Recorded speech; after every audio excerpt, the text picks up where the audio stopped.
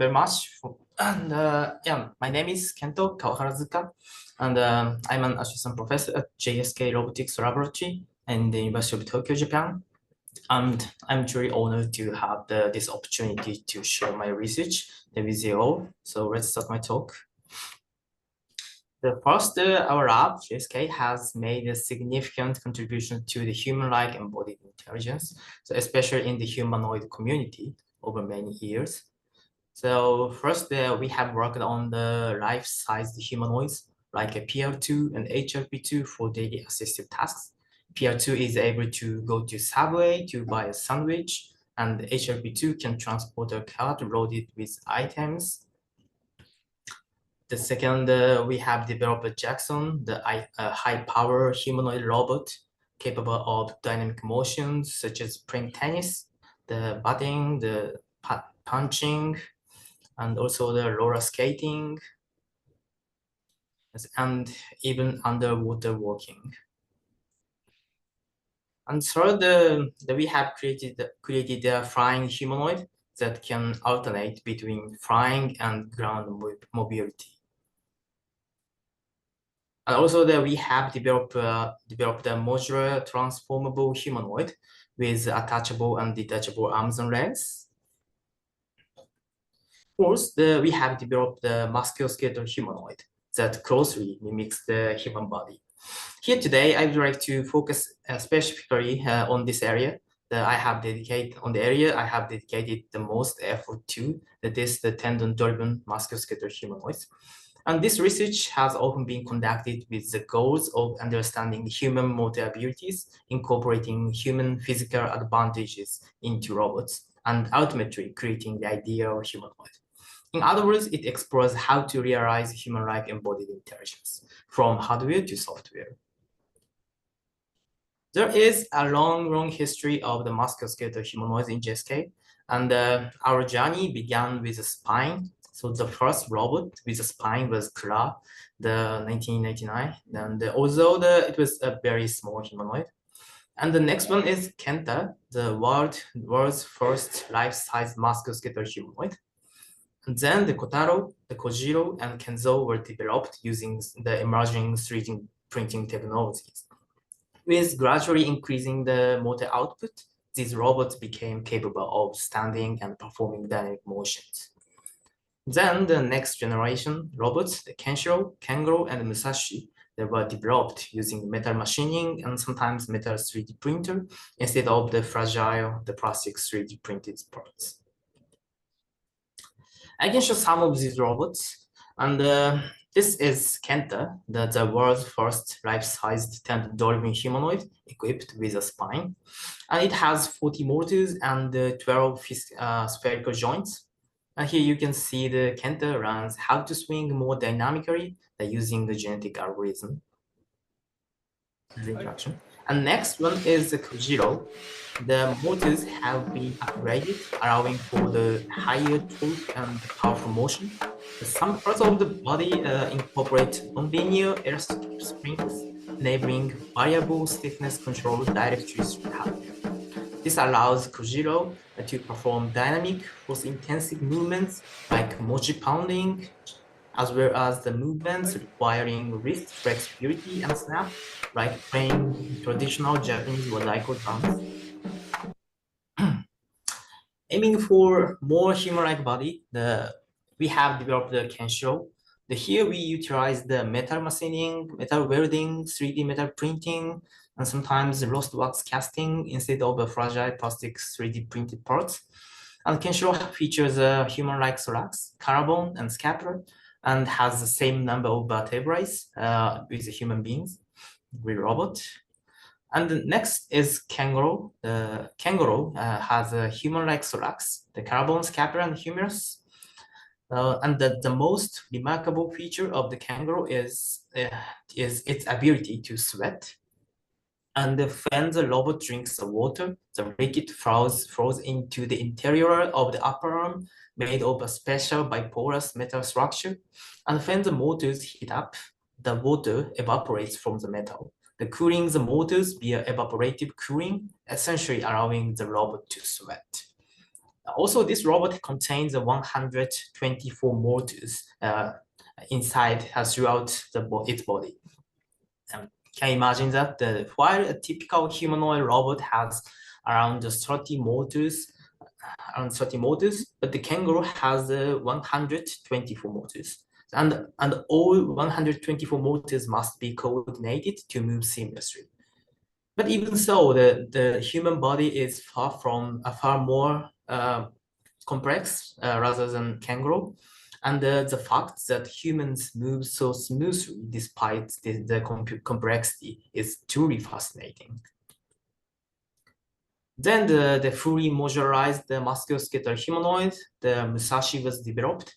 And amazingly, the Musashi can even drive a car, a form of autonomous driving. It uses both arms and legs to operate the steering wheel and accelerator, navigating through curves with running-based controls. So now we are currently developing the next musculoskeletal humanoid after Musashi. And while I won't go into too much detail yet, but this new robot will have more human-like muscles with volume as well as joint capsules, tendon, and ligaments, creating the body even closer to that of a human. So, but why the musculoskeletal humanoids? There are a lot of fascinating features in human-like embodiment. And first, the human-like proportions. Of course, by having a human-like body, they can easily adapt to environments designed for humans. And second, human-like actuation or muscles. With actuation similar to that of humans, we can directly implement human reflex mechanisms in the robot and evaluate their effects. The third, muscle antagonism. Through the antagonistic relationship of muscles and nonlinear elasticity, variable stiffness control can be achieved in the hardware rather than in software. Lastly, the muscle redundancy. This allows for a robust body that can continue functioning even if one muscle is ruptured. So this was the story of the musculoskeletal humanoids, but at the same time, we are not solely focused on them. We are developing the various robots that leverage the advantages of muscles, the defining feature of the musculoskeletal humanoids, but are not limited to the biomimetics alone. Here, I will introduce one of them, the CubiX, the right one, and utilizing the flexible wire arrangement, one of the advantages of wires. This robot is a mobile tendon-driven robot CubiX, and we can attach and detach the 8 wires of the robot inside of the robot, and anytime and anywhere. So there is 8 wires around there, and we can construct a tendon-driven robot in building, nature, and so on by attaching and detaching the wires anywhere. And also, the drone is attached at the tip of the wire, and the drone hooks itself onto the trees or this kind of the building structures. And it is the once attached, it powers down, and CubiX pulls the wire, and this allows the robot to float in the air as a wire-driven robot, enabling it to perform tasks. By changing the wire arrangement, by changing the embodiment, so the force and velocity capability of the robot can be changed freely anytime and anywhere. Then what happens next? So CubiX combines with the vacuum cleaner to perform cleaning tasks. By attaching the different tools, the CubiX can take on new tasks. Then, so what would happen if the CubiX combined with the quadruped robot? So there is a Go1 trapped under the debris, but it needs rescuing. Then the Go1 with CubiX approaches the scene, and drones take off from the CubiX.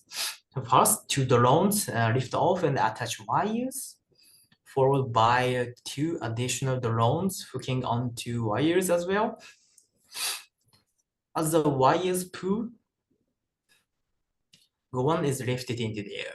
Then the legs, originally used for walking, begin to function as manipulators. By using these manipulators, the debris is cleared and the Go1 is safely rescued. I mean, this robot can change the embodiment, gain a new body structure, enabled to use the legs as arms. So this is just fun, but lastly, let's see what happens when the musculoskeletal humanoid Musashi combines with CubiX.